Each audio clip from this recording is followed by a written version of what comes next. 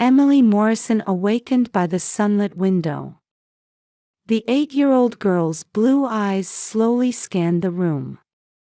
White lace curtains swayed in the gentle breeze, revealing the summer sky of Maine stretching beyond. The crisp morning air, characteristic of summer dawns, flowed through the open window. In the distance, the early morning church bells quietly marked the time.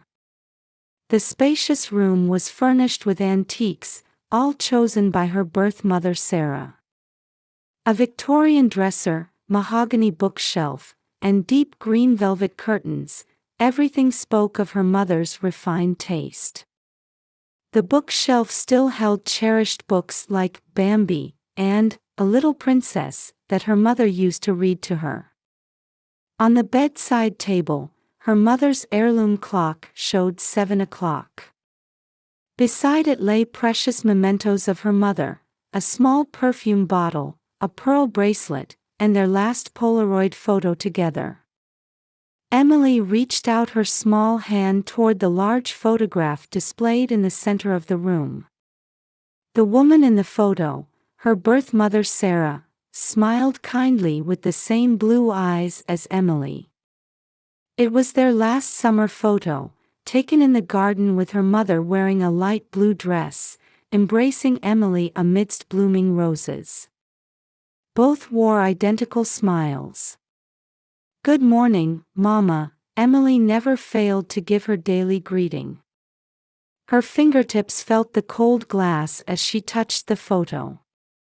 The large white colonial house was wrapped in a somewhat cold atmosphere. One of the most historic mansions in the Falmouth district, it had lost its warmth after her mother's death. Footsteps on the luxurious carpet echoed hollowly in the hallway. Portrait paintings on the walls silently watched over the little girl. From downstairs came the voice of her stepmother Victoria, as usual talking to someone on the phone. Her tone always seemed to carry a mix of impatience and calculation. As Emily descended the stairs for breakfast, the ivory chandelier caught the morning light, casting a soft glow. Looking down from the second floor, the entrance hall's stained glass windows, chosen by her mother, filtered in colorful light. "Good morning, Victoria." When Emily entered the kitchen, her stepmother returned a perfunctory "good morning" without lifting her perfectly made-up face. Victoria, dressed in a designer suit, looked as if she had stepped out of a fashion magazine. Her expensive Gucci handbag sat on the kitchen island counter, while her latest Motorola cell phone kept ringing. The polished stainless steel sink showed barely any signs of use. Her father William was nowhere to be seen. As branch manager of Riverside Trust Bank, he had been coming home late and leaving early lately, with fewer opportunities to see him. Emily worried about his tired expression. Before his marriage, her father always made time to spend weekends with Emily. They had a routine of having breakfast at the local diner followed by playing in the park on holidays. After marrying his new wife, her father gradually changed. Recently, she often heard voices from his study late into the night. Through the window, the river flowing near Portland glistened beyond the backyard. The water's surface shimmered silver in the morning mist. Emily recalled memories with her mother. "This river has dangerous deep spots, but also many shallow areas," her mother's voice still echoed in her ears. Playing in the river with her mother was Emily's most precious memory. Her mother taught her not only how to swim but also how to read the river's flow. Nature can be dangerous, but if you observe carefully, it will always show you a safe path. Emily had pondered the meaning of these words many times in her heart. On this increasingly hot Saturday morning, an unusual atmosphere permeated the house. The old radio announced that this day would see record-breaking temperatures. The announcer predicted temperatures exceeding 93 degrees Fahrenheit. By the kitchen window, the African violet her mother had treasured seemed to shrink ominously. "Let's go on a family picnic today." Emily tilted her head at her stepmother's sudden suggestion. This was the first time in their 2 years of marriage that Victoria had proposed a family outing. Emily felt uneasy about this sudden change in her stepmother, who usually avoided going out, saying, "Sunlight is the enemy of skin." Her voice carried an urgency that replaced her usual haughtiness. Even more surprisingly, her father, who would normally decline citing work, agreed without hesitation. "Yes, I suppose it would be nice to go out as a family once in a while." His voice had a somewhat powerless resonance. Emily could see his hand trembling slightly as he held his coffee cup, eyes fixed on the newspaper. Her stepmother began making sandwiches with unfamiliar movements. Beneath her perfect makeup, signs of unease were visible. She repeatedly checked the time and her cell phone. These awkward movements were unlike her usual perfectionist self as a luxury real estate broker. Emily noticed her hands trembling slightly as she cut the bread. Her fingers showed unusual haste as she layered ham and cheese. Emily changed into a light blue dress and put on white socks with brown leather shoes. These were the last clothes her mother had bought her. As she arranged her long brown hair, she gazed at herself in the mirror. An anxious expression dwelt in her blue eyes, identical to her mother's in the photograph. The girl in the mirror wore an uneasy expression, as if sensing something. When they got into the car, Emily caught her stepmother and father exchanging glances in the rearview mirror. Her heart began to race. 2 years after her mother's death, the existence of the $50 million inheritance had definitely changed the family atmosphere. From the picnic basket placed in the back seat, something cold seemed to emanate. Her father's Oldsmobile Cutlass quietly pulled away. As Emily watched the scenery flow past the window, she remembered her last conversation with her mother. "You'll certainly live strongly. When you need it, I'll surely protect you." At that time, she hadn't yet understood the true meaning of those words exchanged in the hospital room. The car left town and headed toward a deserted riverside. In the morning mist, tree shadows swayed ominously. The car arrived at a secluded riverside. The sound of tires on gravel was jarring in the strange stillness. Emily's heart filled with a mixture of nostalgia and anxiety. This place thick with trees was a memorable spot she often visited with her mother. It was famous as a dangerous river with deep pools alternating with shallow areas. A faded red warning sign still stood, though weathered. Her mother had always explained the precautions for swimming in this river. "There are whirlpools in the deep parts. But the shallows are safe. Look at the color of the stones on the riverbed. Places with white stones are shallow, places with black stones are deep." Her mother's words came back vividly now. "No one will come here." Her stepmother's voice rang out higher than usual. Her cheeks twitched slightly beneath her perfect makeup. Her expensive high heels sank into the soft earth. She had brought sneakers as backup, something she would never normally wear.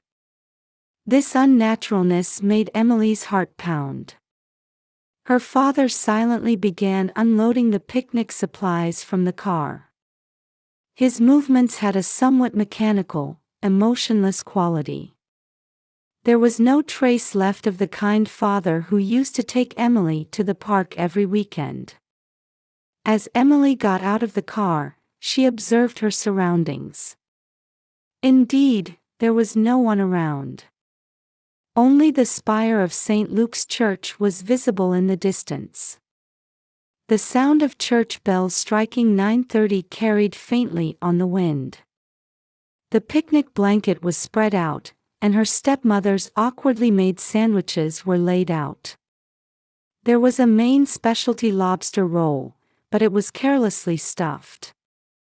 A humble homemade lunch unlike her stepmother who only frequented upscale restaurants. Her father fidgeted restlessly, checking his cell phone repeatedly. The numbers 917 on the phone screen gleamed brightly in the sunlight. The early morning river surface was still shrouded in mist. A fog rising from the water covered the surface like a white veil. Morning sunlight filtering through the trees painted the mist golden. "It's getting hot," her stepmother remarked. Today's heat, forecast to exceed 93 degrees Fahrenheit, was stifling even in the morning. Light reflecting off the river surface dazzled Emily's eyes. The voices of birds her mother had loved were absent today. "Emily, come here. You can see fish." Suddenly pulled to the riverside by her father's hand. His hand was cold and trembling slightly.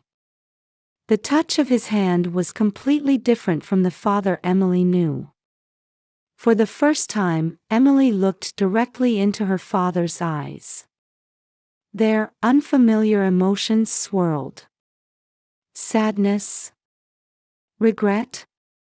Or fear? The moment she felt a heavy weight on her back, Emily understood everything. Her stepmother's anxiety beneath perfect makeup, her father's trembling hands, the unnatural picnic suggestion.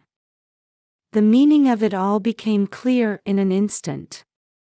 "Mama, help me," she cried in her heart. And the next moment, Emily was thrown into the cold water.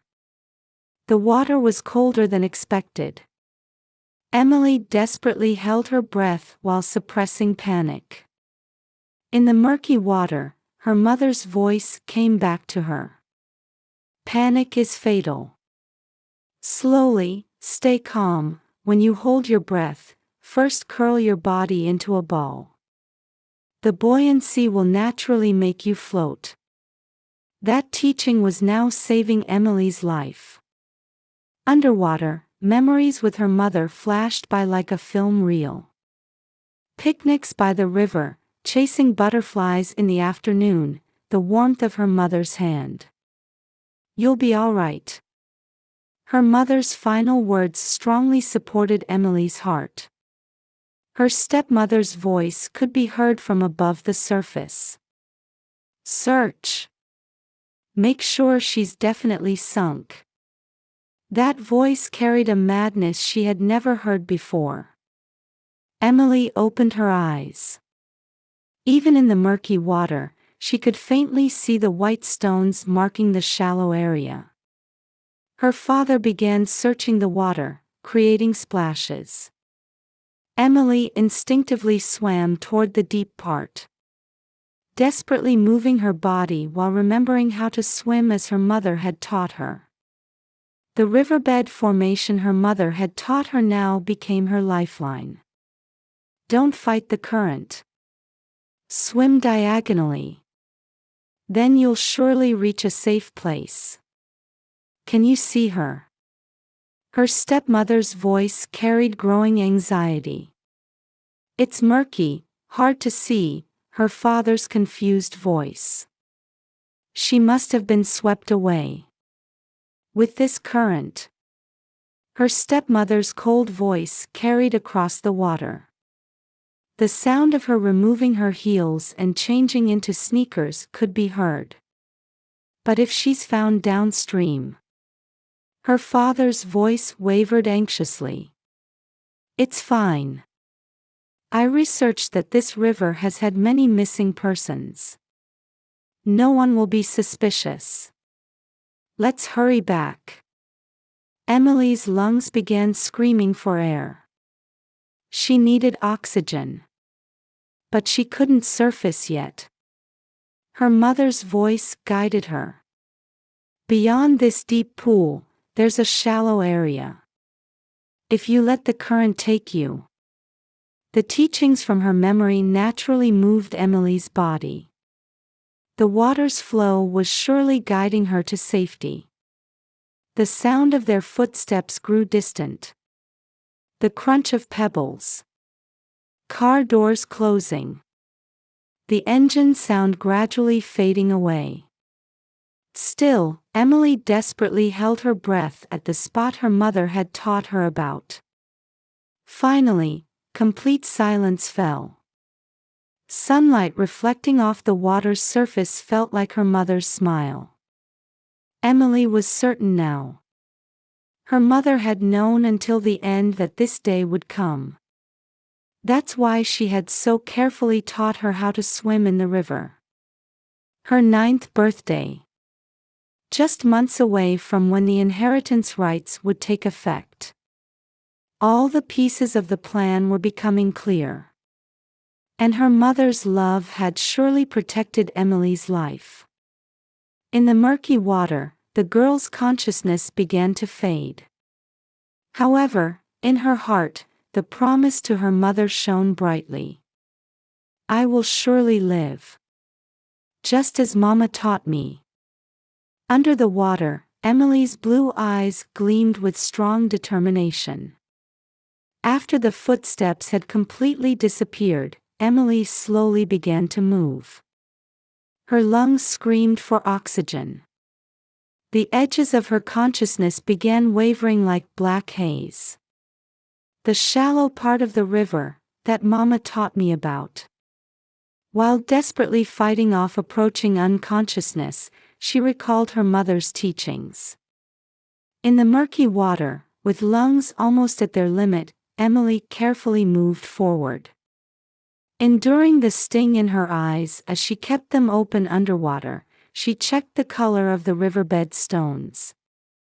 From black stones to white ones. Yes, the place with white stones is shallow. Her mother's voice guided Emily forward. The misty underwater world was strangely quiet. Schools of fish slowly swam around Emily. Suddenly, her feet touched the riverbed. Emily carefully, stumblingly stood up. The moment her face broke the surface, fresh air rushed into her lungs. While coughing, she desperately took in oxygen. Her throat burned with pain. But she was definitely alive. Her reflection in the water's surface seemed to resemble her mother. Shivering and soaking wet, Emily checked her surroundings. No sign of her stepmother and father. No sound of cars. Only St. Luke's church bells tolling 10 o'clock in the distance. Hiding in the shadows of trees, Emily crawled onto the shore. Small stones painfully pricked her knees. Her light blue dress was muddy, and her brown leather shoes were heavy with water. Water dripped from her long hair.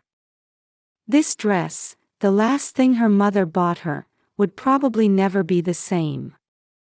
However, despite the cold and fatigue throughout her body, Emily's mind was remarkably calm.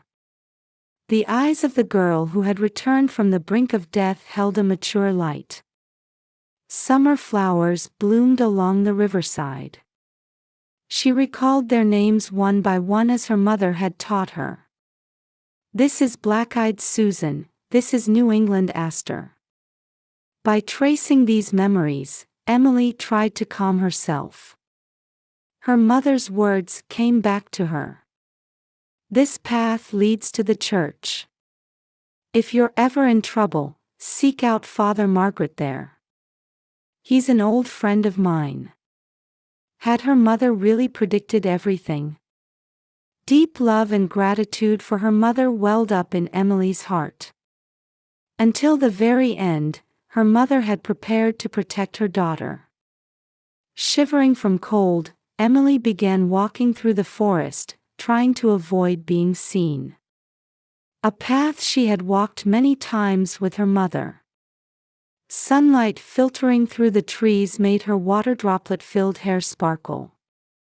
Though her feet were unsteady, she moved forward one step at a time, surely. Small birds watched the strange sight of the girl.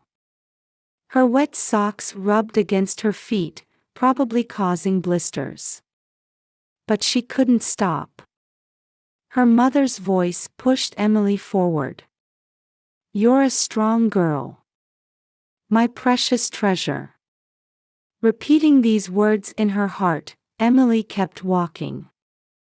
Several times she heard car sounds, and each time Emily hid in the shadows of trees. Her heart pounded. Perhaps her stepmother and father had returned. To check. To erase evidence. She reacted sensitively to the sound of stepping on fallen leaves. Even the sound of squirrels dropping nuts made Emily tremble. Though the summer sun grew stronger, Emily's body grew colder from her wet clothes. She could tell her lips were turning purple. Still, she couldn't stop walking. Events from the past raced through Emily's mind like a film reel. 2 years since her mother's death. Her mother's end, processed as an unnatural accident. The sudden appearance of her stepmother. After the lavish wedding, her father's gradual changes. Weekend picnics becoming less frequent, hushed arguments heard from her father's study late at night. And now, just months away from her 9th birthday. How her stepmother's gaze had changed as the inheritance time approached. All the dots were now connecting. The old church's spire began to appear through the trees. Emily's steps grew slightly faster. A place her mother had trusted. The white walls reflected the morning sun, shining like angel wings. Surely, here would be safe. Before the weathered church door, Emily took a deep breath. The image of the Virgin Mary in the stained glass somehow reminded her of her mother. With trembling hands, she knocked on the heavy door. Once, twice, 3 times. Each knock echoed through the quiet church. A faint scent of incense drifted from the old wooden door. The door opened, revealing Father Margaret's surprised expression. "Oh my, Emily." The priest's eyes fixed on the soaking wet girl. "What happened?" His voice carried a tone as if he had already realized something. Wrapped in a warm blanket, Emily slowly began to tell her story. With a trembling voice, but never showing tears. With the strength inherited from her mother, she told everything. The priest occasionally gasped, quietly listening to the girl's words. Sometimes murmuring her mother's name nostalgically. Just then, a breaking news report began playing on the church's old television. The tube screen flickered. Breaking news. Today, an 8-year-old girl reportedly drowned in a river in Maine. Police and fire departments are currently conducting a search. According to witnesses. The images of her father and stepmother on screen. Both showing expressions of grief in perfect acting. Her stepmother dabbing her eyes with an expensive handkerchief. Her father hanging his head. But Emily could see it. The cold calculation beneath their performance. Emily whispered softly toward the screen. "Mama, I lived because I believed in your words. And I'll keep on living. There was no more hesitation in her eyes. Light streaming through the church's stained glass windows painted Emily's wet hair in rainbow colors. Father Margaret picked up the telephone receiver, beginning to tell the truth to the police. His hand holding the black receiver trembled slightly. Outside, a new rain had quietly begun to fall. As summer sunshine and rain intermingled, the truth was about to be revealed. The police interrogation room had a surprisingly warm atmosphere. A kind-eyed female detective sat across from Emily. A cup of hot cocoa sat on the desk. You did very well. Emily nodded slowly at the detective's words. Though she had changed into dry clothes, she still felt as if the river's coldness lingered somewhere in her body. During the interrogation, all the truth came to light. Even her mother's accidental death 2 years ago possibly had been planned. Signs of tampering with her mother's car brakes. And the beautiful real estate broker who appeared right after that.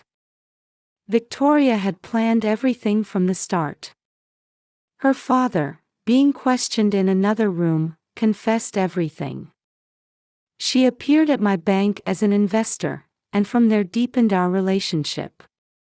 His exhausted voice drifted into the interrogation room.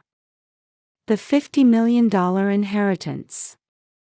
After Sarah's death, the inheritance rights were frozen until Emily turned 9.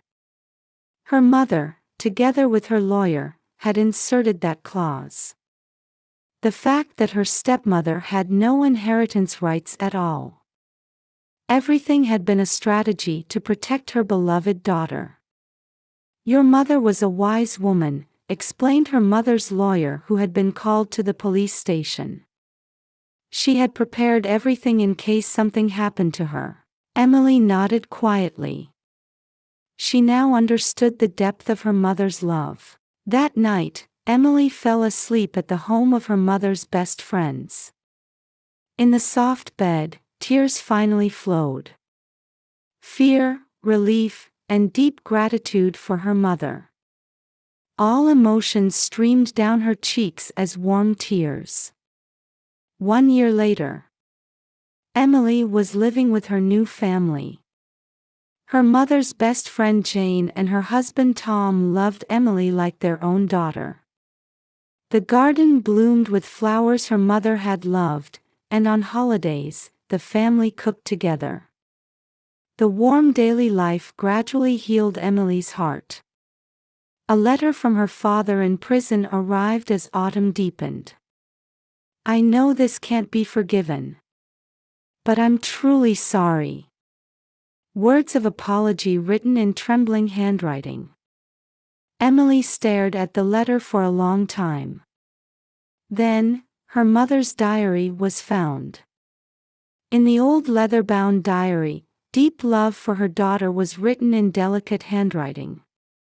Even if something happens to me, Emily will surely survive. Because she's my beloved strong child. Emily touched these words again and again. On her 9th birthday, Emily was celebrated surrounded by her mother's best friends and old friends. 9 candles on the cake flickered gently. Happy birthday, Emily. Wrapped in warm voices, the girl closed her eyes. She had one wish. Mama, I'll live feeling your love. That weekend, Emily visited the river with her new family. There was no fear anymore. The summer sunlight reflecting on the water's surface felt like her mother's smile. Mama, I didn't forget your words. That's why I could live.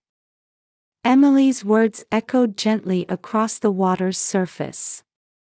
Wildflowers on the riverbank swayed in the wind. Emily remembered each flower name her mother had taught her. Each time, She felt as if she could hear her mother's voice. There stood a girl, protected by her new family and wrapped in her mother's love. The summer sunlight gently illuminated her cheeks. Emily's eyes held a light never seen before. It was the light of determination to live strongly, overcoming sadness. And above all, it was the radiance of deep love inherited from her mother.